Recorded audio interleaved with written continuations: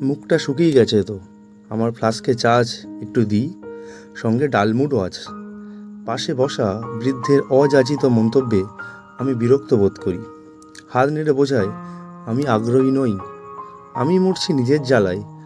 আজ 7 দিন হলো আমার স্ত্রী ভর্তি হাসপাতালে। আমি রিটায়ার করেছি, কেরানি ছিলাম। একমাত্র মেয়ের বিয়ে দিয়েছি। ঝাড়া হাত পা হয়ে কোথায় এখন আমার তাসপাস খেলে আড্ডা মেরে দিন কাটানোর কথা, তাই না আমি হাসপাতালে বাড়ি করতে হচ্ছে। দেখুন মশাই, আমরা মফস্বলের লোক, আমাদের অত লোক দেখানো ভালোবাসা নেই। সোজা কথাই বলতে গেলে আমি আর পেরে উঠছি না, কিন্তু করবার বা কী আছে? বউকে তো ফেলে দিতে পারি না। মেয়ে থাকে অন্য রাজ্য, হুট করে সেও আসতে পারবে না।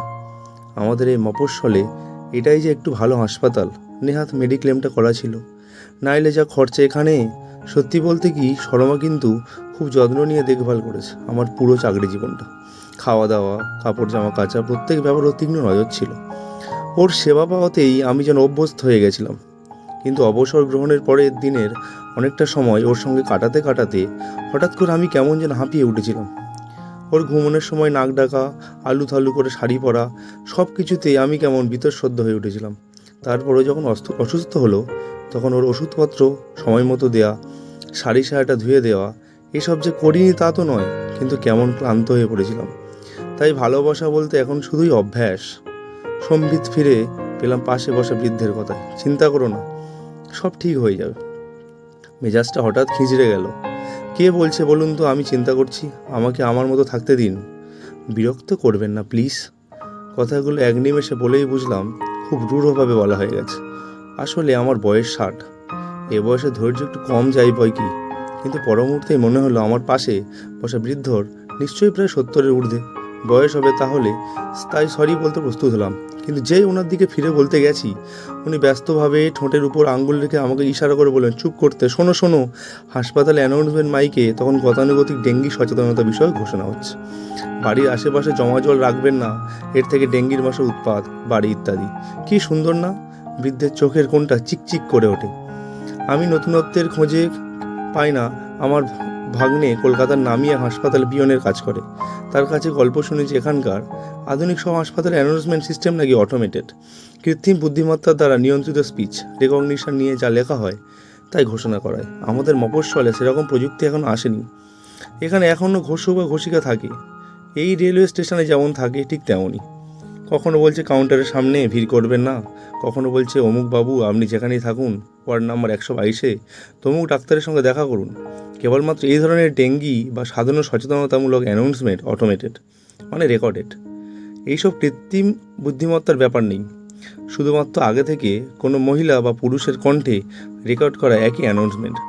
ওই যে বাজারে যেমন ইঁদুর মারা বিষের বিজ্ঞাপন হকারদের মাইকে বাজে, বা অটোতে যেমন নতুন যাত্রাপালার বা পলিটিক্যাল নেতাদের সভা সমিতির অ্যানাউন্সমেন্ট হয়, ঠিক তেমনই। অতএব বৃদ্ধ এতে কী সুন্দর দেখলেন আমি বুঝতে পারি না, তবে আমার সরি বলার উদ্দেশ্যে ভাটা পড়ে। নিকুচি করে যে ক্ষমাপ্রার্থী হয়। আমি চেয়ার ছেড়ে উঠতে যাই, এমন সময় সেই বৃদ্ধ বলেন, আরে উঠছো নাকি, বসো বসো। তোমার স্ত্রীকে যে ডাক্তার দেখছেন তার আসতে এখনও মিনিমাম আধা ঘন্টা বাকি, আর এখন তো ভিজিটিং আওয়ার্সও নয় যে তুমি তোমার স্ত্রীর সাথে দেখা করতে পারবে। তার চেয়ে বসো, একটু গল্প করা যাক। আরও একটা সুন্দর অ্যানাউন্সমেন্ট হবে ঠিক 10 মিনিটের মধ্যে। শুনে দেখো কি সুন্দর গলা। সত্যি বলতে কি, শর্মা কিন্তু খুব যত্ন নিয়ে দেখভাল করেছে আমার পুরো চাকরি জীবনটা। আমার খাওয়া দাওয়া, কাপড় জামা কাচা, প্রত্যেক ব্যাপার ওর তীক্ষ্ণ নজর ছিল। ওর সেবা পাওয়াতেই আমি যেন অভ্যস্ত হয়ে গেছিলাম। কিন্তু অবসর গ্রহণের পরের দিনের অনেকটা সময় ওর সঙ্গে কাটাতে কাটাতে হঠাৎ করে আমি কেমন যেন হাঁপিয়ে উঠেছিলাম। ওর ঘুমানোর সময় নাক ডাকা, আলু থালু করে শাড়ি পরা, সব কিছুতেই আমি কেমন বীতশ্রদ্ধ হয়ে উঠেছিলাম। আমি মনে মনে ভাবি, লোকটার কি মাথা খারাপ নাকি? অথচ আমি এনাকে আগে খেয়াল না করে থাকলেও ইনি কিন্তু আমাকে যথেষ্ট লক্ষ্য করেছেন। নইলে জানেন কি করে আমার স্ত্রীকে কোন ডাক্তার দেখছেন, সেই ডাক্তার সাধারণত কখন আসেন ইত্যাদি। আর এই বয়স ইনিই বা কারজন হাসপাতালে আসছেন? আর কি কোনো কম বয়সী কেউ নেই ওনার বাড়িতে যে ওনাকে আসতে হচ্ছে? আমি জিজ্ঞেস করি, আপনি এখানে কার জন্য এসছেন? তিনি একগাল হেসে বললেন, আমার স্ত্রীর জন্য। কি হয়েছে জিজ্ঞেস করতেই যাব, এমন সময় হাসপাতালের কয়েকজন নার্স ওখান দিয়ে যাচ্ছিল। তারা বৃদ্ধকে দেখে বলল, দাদু ভালো তো? বৃদ্ধ হাসি মুখে আনলেন, ফার্স্ট ক্লাস। উল্টো দিক থেকে আরেকজন ফার্মেসি ডিভিশনের লোক আসছিল। সে নার্সগুলোর দিকে তাকিয়ে বলল, সত্যি দাদুর একদিনও কামাই নেই। আমি তখন ভাবছি, তার মানে এই বৃদ্ধ এতই রেগুলার আসেন এখানে যে হাসপাতালের স্টাফ সবাই এনাকে চেনে। অথচ দেখে তো হাসপাতালের মালিক পক্ষ বলেও মনে হয় না। বৃদ্ধ যেন আমার চিন্তাধারাটা বুঝতে পেরে গেলেন। আমি এখানে রোজই আসি। গত 5 বছরে বিশেষ শরীর খারাপ না হলে সত্যি আমার কখনো কামাই হয়নি। 5 বছর। কিন্তু মনে করবেন না, আপনার স্ত্রী কি তাহলে কমাতে লং টার্ম? আমি আমতা আমতা করি, আরে না না, আমার স্ত্রী কত হয়েছেন, আজ প্রায় 7 বছর হলো। ও আসলে আপনি যে বললেন আপনার স্ত্রীর জন্য এখানে আসেন, তাই আমি ভাবলাম, আমি ইতস্তত বোধ করি, অনুধাবন করি ওনার স্ত্রী নিশ্চয়ই হাসপাতালেই মারা গেছে। সেই থেকে বৃদ্ধ এখানে রোজ আসেন। অবাক লাগে ভাবতে, কিন্তু বৃদ্ধের পরবর্তী কথাতেই ভুলটা ভেঙে যায়। গত 5 বছরে বিশেষ শরীর খারাপ না হলে সত্যিই আমার কখনো কামাই হয়নি। হঠাৎ করে হার্ট অ্যাটাক, বুঝলে, হাসপাতাল আর সময়টুকু পেলাম না। আমার থেকে 10 বছরের ছোট, মাত্র 57 বছর বয়স তখন। চলে যাওয়ার এটা কোনো বয়স বলো? ভারী সুন্দর গলা ছিল ওর, কি ভালো গান গাইতো। আমার গুলিয়ে যায়, তার মানে এই হাসপাতালে ওনার স্ত্রী মারা যাননি? সেই আবার প্রশ্ন করে ব্যাপারটা ডিটেলে বোঝার চেষ্টা করার কথা ভাবছি, অমনি উনি আমাকে আবার থামিয়ে দেন। ওই শোনো শোনো, আবার অ্যানাউন্সমেন্ট, মন দিয়ে শোনো। আবার গতানুগতিক সচেতনতা বৃদ্ধির অ্যানাউন্সমেন্ট। আমি ভাবি, এটা আবার কী রকম শখ? কাজ নেই তাই হাসপাতালে এসে অপরিচিত লোকদের সাথে খোশ গল্প করা অথবা অ্যানাউন্সমেন্ট শুনে তারিফ করা। মনে একটা সন্দেহ হয়, অবশ্যই এমন নয়তো উনি এই হাসপাতালে একটা বড় অনুদান দিয়েছেন। খবরের কাগজে এরকম একটা সংবাদ বেশ কয়েকদিন আগে পড়েছিলাম। এক গরিব বৃদ্ধা তার ছেলের জন্য হাসপাতালে ভর্তির টাকা জোগাড় করতে পারেননি, তার ছেলেকে বাঁচানো যায়নি। পরে তিনি পাই পয়সা জমিয়ে গরিবদের জন্য সম্পূর্ণ নিখরচায় নিরাময়ের জন্য একটা হাসপাতাল গড়েছিলেন। আমার পাশের ব্যক্তিটিও কি তাহলে তেমনই এক দাতা বা এই হাসপাতালের স্বত্বাধিকারী? সরাসরি জিজ্ঞেস করতে কেমন লাগে, তা ঠিক করলাম রিসেপশনে গিয়ে কায়দা করে জিজ্ঞেস করব।